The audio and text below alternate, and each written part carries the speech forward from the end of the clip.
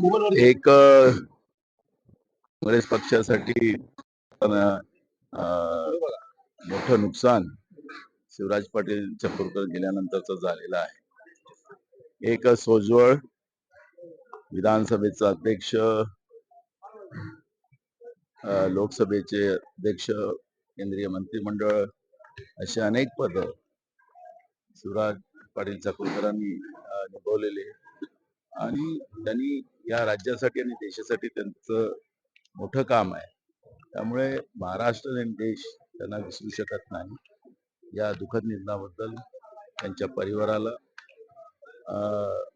मी हे सगळं दुःख सहन करण्याची क्षमता ईश्वर प्रदान करो आणि त्यांच्या आत्म्याला शांती प्राप्त हो, एवढंच। सर, नाशिक में 1270 काल रवींद्र चव्हाण आणि एकनाथ शिंदे यांच्यात बैठक झालेली आहे आणि कुठेतरी महायुती म्हणून समोर जायचंय आणि असं देखील ऐकायला मिळतं की काही ठिकाणी एनसीपीला मात्र बाजूला करायचं, एनसीपी अजित पवार पक्ष। मला त्यांच्या युतीगाळा काम बिघाडामध्ये काही मला प्रतिक्रिया द्यायचं काय कारण नाही। जे काही अफवा उडवतात आहेत की आता आम्ही एकत्रित लढू वगैरे, हे एकत्रित लढतील की नाही लढतील ते येणारा काळ सांगेल। त्यामुळे त्यावेळेची प्रतिक्रिया आपण देऊ। पण यांच्यात काय भांडणं आहेत, काल आपण विधानसभेत पाहिलं की मुलांसाठी, शाळेत शिकणाऱ्या मुलांसाठी काही योजना मुख्यमंत्र्यांच्या नावाने सुरू झाल्या आणि काल त्याचा प्रश्न विधानसभेत दुसऱ्या क्रमांकाचा होता। तर बीजेपीच्या आमदारांनी मंत्री दादा भुसे हे मुद्दामून ते योजना मुख्यमंत्र्यांच्या नावाने ते करत नाही अशा पद्धतीचा आक्षेप घेतला गेला होता आणि त्याचं आपण सगळ्यांनी पाहिलेलं आहे।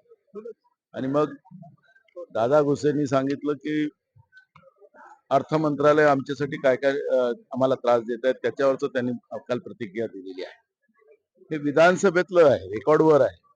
त्यामुळे या तिघांचा ताळमेळ काय आहे हे कालच्या त्या एका प्रश्नाच्या उत्तरामध्ये आपल्याला पाहायला मिळालेलं आहे। त्यामुळे निवडणुकीच्या काळामध्ये हे एकत्रित येतील की नाही येतील त्याच्यावरच मला आता काही प्रतिक्रिया द्यायचं कारण नाही आहे। आणि यांच्याबद्दलचा एक मोठा राग, कारण की हे राज्याच्या जनतेची तिजोरी लुटायसाठी हे तीनही चोर चोर मौसरे भाऊ एकत्रित आलेले आहेत आणि अनेक घटनांमधून ते आता सिद्ध झालेलं आहे। त्यामुळे मला असं वाटतं की जनतेमध्ये या सरकारच्या बद्दलचं मत एकदम खराब आहे आणि लोक आता यांना घरी पाठवायची तयारी करतील।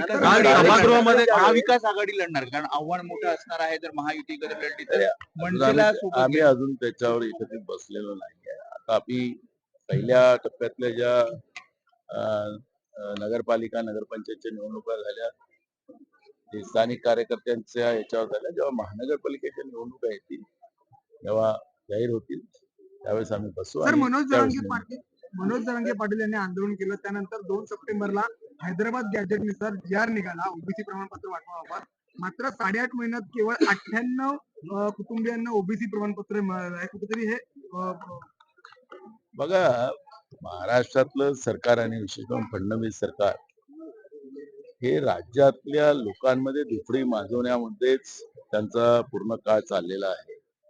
हैदराबाद गॅझेटरच्या माध्यमातून आमचा जो ठराव आहे, आज त्याच्यावर चर्चा पण आहे, त्याच्यामध्ये मी हा विषय घेतलेला आहे की हैदराबाद गॅझेटर मध्ये त्यांना Maratha versus OBC, Dhangar Banjara versus आदिवासी ही महाराष्ट्रामध्ये लढाई करून घ्यायची होती आणि त्याच्यामध्ये या सरकारला यश आलं। अनेक जिल्ह्यामध्ये, अनेक गावांमध्ये या पद्धतीचे मोर्चे वेगळ्या वेगळ्या पद्धतीनं वेगळ्या वेगळ्या जातीच्या लोकांनी केलेले आहेत आणि त्याच्यामुळे राज्यामधलं जे आपसी मतभेद प्रत्येक जातीमध्ये निर्माण करण्याचं जे धोरण या सरकारने केलेलं होतं त्याच्यात त्यांना यश मिळालेलं आहे। पण आता लोकांना कळलेलं आहे, जो प्रश्न आपण विचारला त्या प्रश्नामध्ये त्याच्या मागचं तेच कारण आहे की आखरी सरकारला जे पाप करायचं आहे, हे राज्य विकायचं आहे। जसं जमिनी विकायच्या आहेत महाराष्ट्रातल्या, त्यांच्या बगलबच्च्यांना द्यायच्या आहेत, मुठभर काही उद्योगपत्यांना द्यायचं आहे, राज्याची तिजोरी लुटायची आहे आणि त्याच्यामुळे या पद्धतीचं वातावरण निर्मिती करून माध्यमामध्ये फक्त हेच चालवायचं आणि बाकीचा कारभार आपण करायचा अशा पद्धतीचा प्रयत्न या सरकारने केले. काल उद्धव ठाकरे सोबत तुम्ही महाविकास आघाडीचे नेते सगळ्यांनी चर्चा केली. काय नेमकी रणनीती ठरते? विशेष करून विरोधी पक्ष नेते पदासंदर्भात काही निर्णय होतोय का? नाही हे सरकार करणार नाही. त्याच्यामुळे त्या लॉलीपॉपच्या मागं काही आम्ही काय तर लागत नाही. त्यामुळे या सरकारला लोकशाही मान्यच नाही आहे. त्याच्यामुळे याच्यावरच हे काही मंथन करायचं काही कारण नाही. ज्या सरकारला लोकशाहीच मान्य नाही, तिथं आम्ही 2 आमदार असताना आम्ही विरोधी पक्ष नेता काँग्रेसने त्या काळात दिलेला होता. पण यांना ते लोकशाहीच मान्य नाही. त्याच्यामुळे यांच्यावर ज्याला लोकशाही मान्य नाही त्यांच्याला लोकशाहीची भूमिका सांगण्यात काही अर्थ राहिलेला नाही. काल नाना शिंदे पवारांची काल बैठक झाली. आज सकाळी पत्रकार परिषद चव्हाणांनी घेतली. त्यात ते असं म्हणाले की काही गोष्टी सगळं सांगायची तर एकेकाला सवय असते. शिंदेने दिल्लीला चिंता जाऊन काढलाय. सांगायची का टोला लागवला एकंदरीत. कसं मी बघता तुम्हाला येईल? काल विधानसभेतलं कामकाज सांगितलेलं आहे ते रेकॉर्डला आहे. इकडे काय करतात ते जाऊ द्या. पण विधानसभेमध्ये सुद्धा कालचं तुम्ही दादा गुसे आणि ते भोयर राज्यमंत्री आणि भाजपच्या आमदारांनी केलेले प्रश्न तुम्ही थोडस दुसऱ्या क्रमांकाच्या प्रश्नावरच थोडस प्रोसिडिंग मागवलं या लाईव्ह बघितलं तर तुम्हाला कालच त्यांच्या सभागृहातील नुराकुस्ती आपल्याला पाहायला मिळते आहे. त्यामुळे मला असं वाटतं की या सरकारचं बाहेर काय बोलणार पण आतमध्ये काय चाललंय ते याच्यातून काल स्पष्ट झालं. इकडे हिवाळी अधिवेशन सुरू आहे. तिकडे सीबीआयनं कोळसा खाणींवर मोठी कारवाई केलेली आहे. मिरजाई आणि महामाया कोळसा वॉटरीजवर मोठी सीबीआय कारवाई सुरू आहे. छापेमारी सुरू आहे. एक पर्सेंटेज पोहोचलं नसेल सत्ता पक्षाला त्यामुळे कोर वाचली हे सत्ता पक्षाच्याच बगलबच्च्यांचं आहे. त्यामुळे काही टक्केवारी पोहोचली नसेल आणि म्हणून या पद्धतीची कारवाई झाली असेल. नाही एक शेवटचा प्रश्न. नवाब मलिक जर का तुम्ही तुमची भूमिका स्पष्ट करत असाल मुंबई महापालिकेसाठी तर आपण पालिकेसाठी युती करू अशी भाजपची भूमिका आहे. मग भाजपला नवाब मलिक हे राज्य लेवलवरती चालतात का मात्र पालिका लेवलवरती चालत नाही असं कसं चालेल?